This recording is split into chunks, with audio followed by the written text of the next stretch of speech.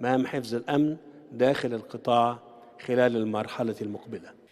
At a meeting of Arab leaders in Cairo Tuesday, Egypt's president urging Arab states to adopt his country's plan for rebuilding Gaza. The plan is a counterproposal to U.S. President Donald Trump's proposition of permanently removing the roughly 2 million Palestinians from the enclave and turning the area into a tourist destination.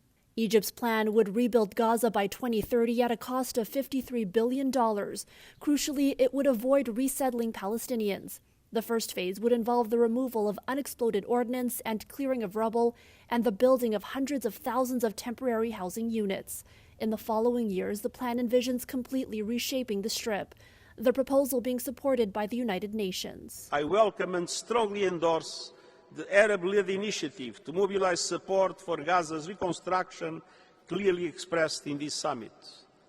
And the UN stands ready to fully cooperate in this endeavor. As for leadership in Gaza, under Egypt's plan, Hamas would cede power to an interim administration of political independence until a reformed Palestinian Authority, which currently administers the occupied West Bank, could assume control. The counterproposal in its entirety approved by the leaders at the summit.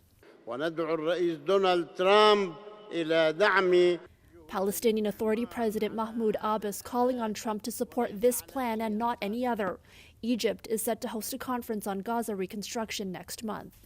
Meanwhile, Israel and Hamas remain far apart on next steps since the first phase of the ceasefire expired over the weekend.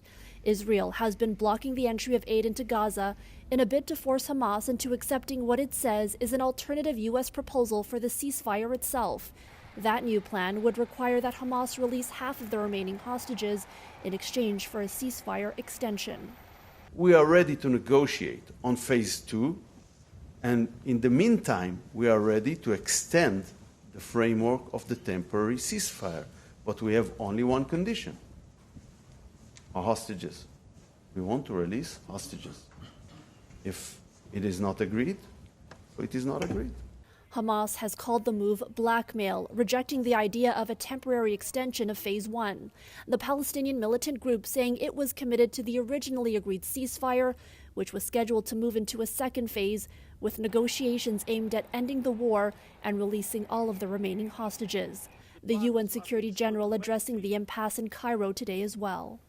Serious negotiations for the ceasefire in all its facets must be resumed without delay.